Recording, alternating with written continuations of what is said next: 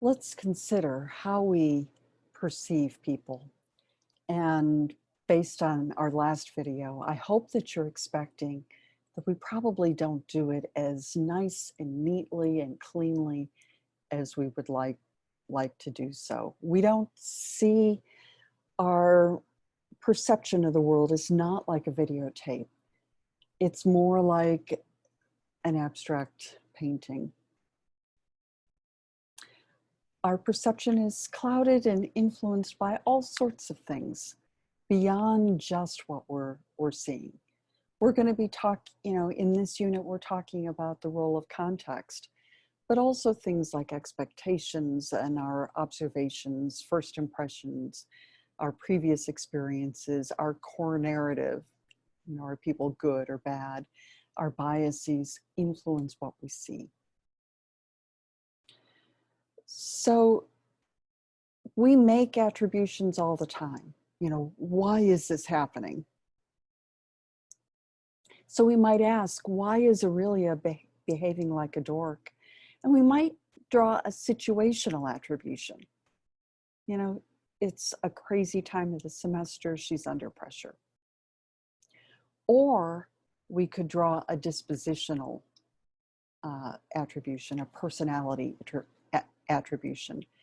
She's self-involved, she's clueless, and that may lead to the fundamental attribution error. May, I think, is an important word there, where we're ignoring the influence of the situation on the behavior and emphasizing personality traits alone or to a disproportional degree.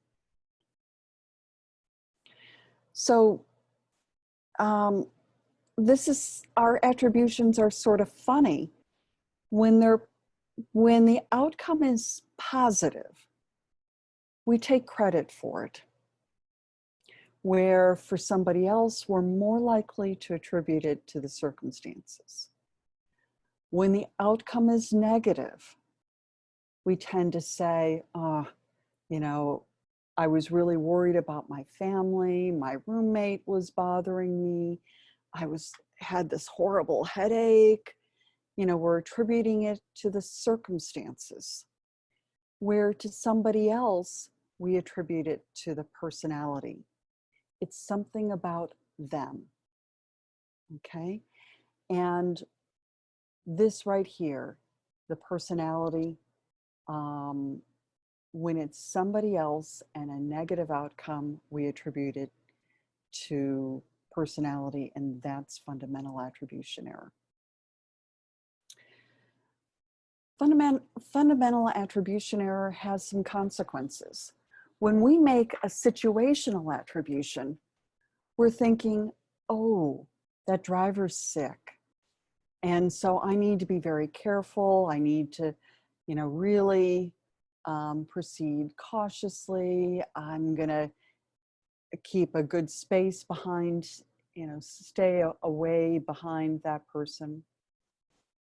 However, if we've drawn a dispositional or personality attribution, say crazy attribute or crazy driver, and we speed up and race past the other driver, may give them a dirty look, may say nasty things or, gesture, that's fundamental attribution error.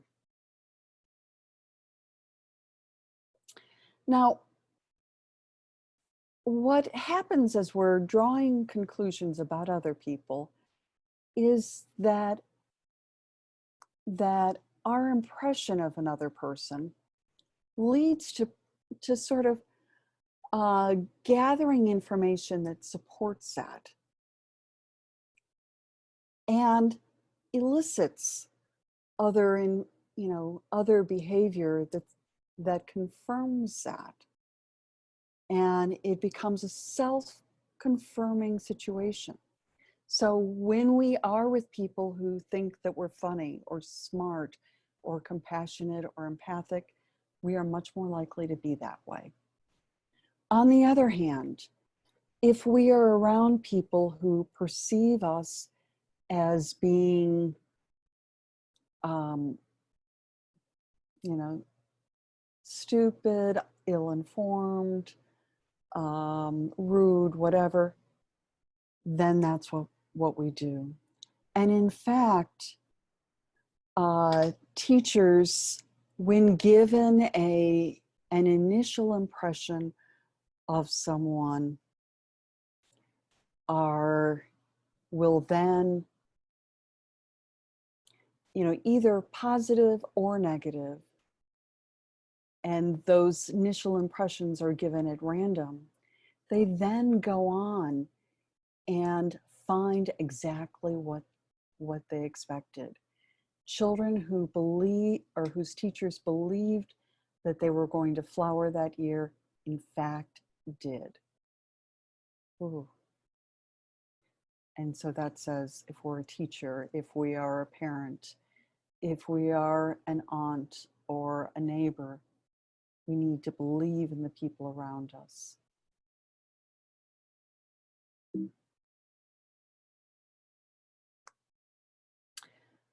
So what we need to be thinking about in terms of the critical thinking model is we really need to be paying attention to the role of context and recognize that there are other ways of thinking about things. If we are immediately jumping to the idea that there's only one way of looking at things, try again.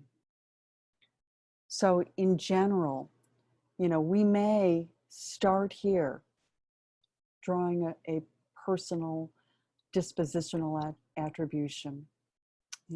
He's so rude, he's hostile. But then we need to stop and say, okay, so what else might be going on? And pay attention to those situational attributions, which might shift the way that we see things. And take care.